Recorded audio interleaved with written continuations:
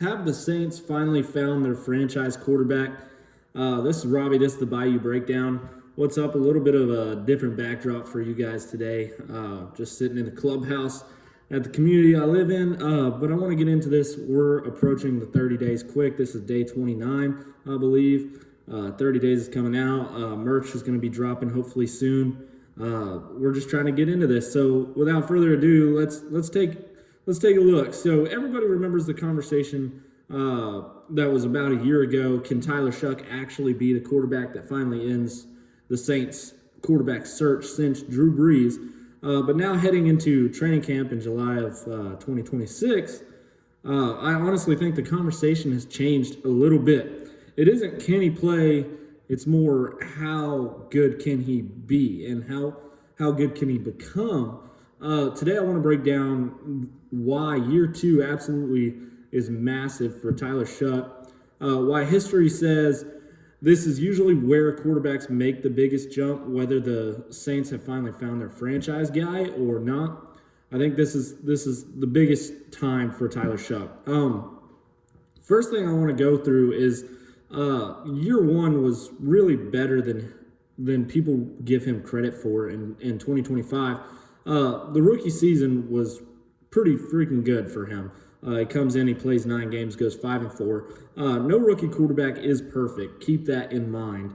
But the speed of the NFL is completely different than college, so it takes a little bit to get used to. Defensive disguises are different. They disguise everything. Windows close faster. Mistakes get punished really hard. Tyler Shough did see that, but yet Tyler Shough still showed flashes that the Saints fans can be excited for coming into 2026. I want to start with his kind of stats. So here he's got he finished 9 games, 5-4, completing 67.6% of his passes for 2,384 yards, 10 touchdowns, 6 interceptions, and 91.3 passer rating in 11 games if you total up the preseason and stuff. It did absolutely phenomenal. But here's what impressed me more than the numbers. He never looked overwhelmed, if that makes any sense. There were games where the pocket collapsed constantly. We've seen a lot of drawbacks through college of him falling away from the pressure and throwing the ball away numerous times.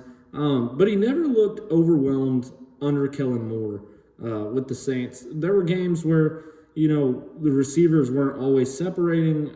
We were playing, all sorts of crazy. Torre was one. We just had, the practice squad backups like playing and were our playmakers for the game. Yet he continued standing in there and making pretty good NFL throws. And those are franchise quarterback traits. You can't teach toughness either. And everything we've heard from training camp, from OTAs and minicamp so far are all things that would coincide with, taking a step instead of a sophomore slump. The second-year leap is real. If you look back, history will tell you that year two is usually where quarterbacks will explode the most. If you look at recent examples, like Jordan Love, he threw for 4,159 passing yards and 32 touchdowns. Josh Allen, 52.8% completion.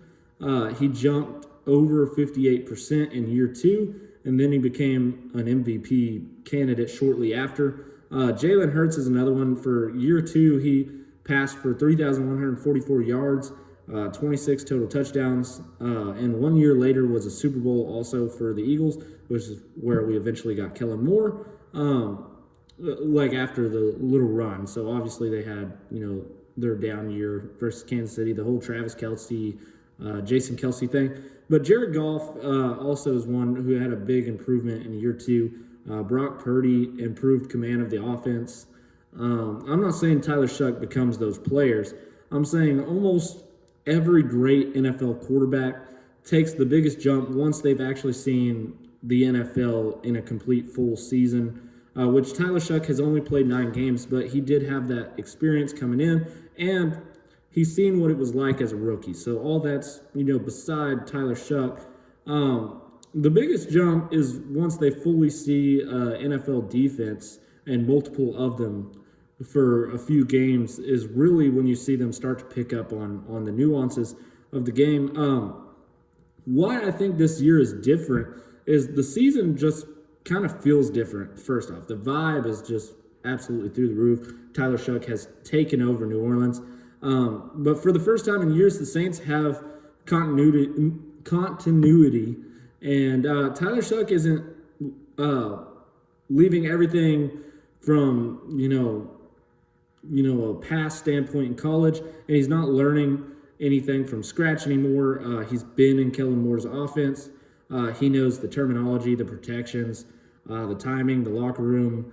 And the biggest thing is he really knows NFL defenses now, and that matters. Instead of, learning the offense and learning everything that a rookie quarterback starting from day one would have to do, he kind of stepped in year one at the right time, and now he should be ready to take a step in year two.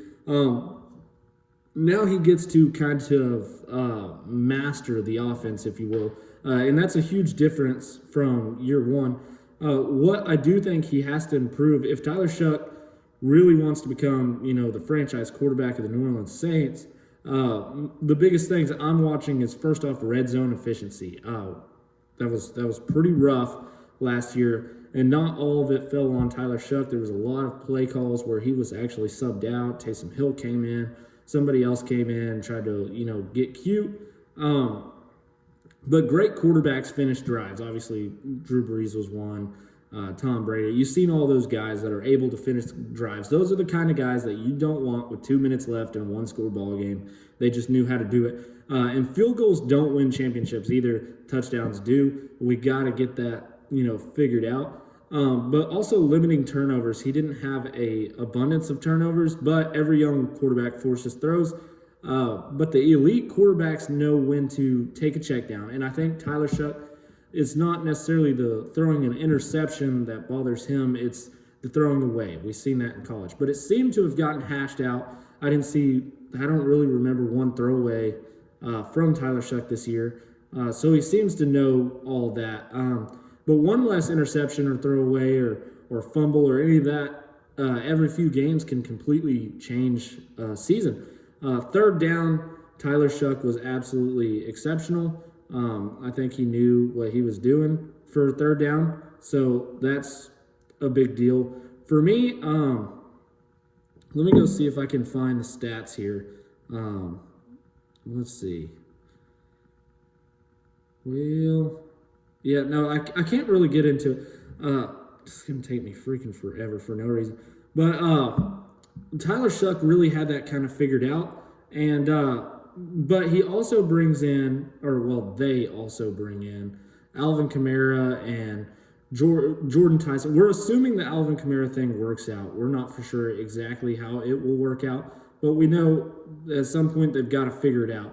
And red zone efficiency and third down are kind of my biggest, and limiting turnovers was also, something that they needed to do quite better. But can you consistently keep drives alive, I think, is a big thing for Tyler Shuck. Can he convert on 3rd and 7? That's where all the stars get paid. Explosive plays, he's shown that he can do that. The Saints are built to help with Jordan Tyson and Travis Etienne and Alvin Kamara and Chris Olave and Oscar Delp and Juwan Johnson. They're built to take it over. But here's my prediction. So by the end of the 2026 season, people around the NFL won't be questioning whether Tyler Shuck's the guy. They should already know. I think if he finished the season with 4,000 passing yards or so, 30 touchdowns, I think he's going to be just fine. I really don't see anything. Let me know what you guys think in the comments below. I'll try to get to him as soon as I see him. Does Tyler Shuck make the year 2 leap, or do you still need to see more before calling him the Saints franchise guy? I don't think he's Bryce Young. I don't think we have to talk about him taking a step every year. If you enjoyed today's video, the Bayou Breakdown, make sure to comment, like, subscribe. Keep it up. You guys are blowing up some videos. Again, we're on 29 of 30, trying to blow this thing up. Appreciate you guys so much. This has been the Bayou Breakdown. This is Robbie. Peace out.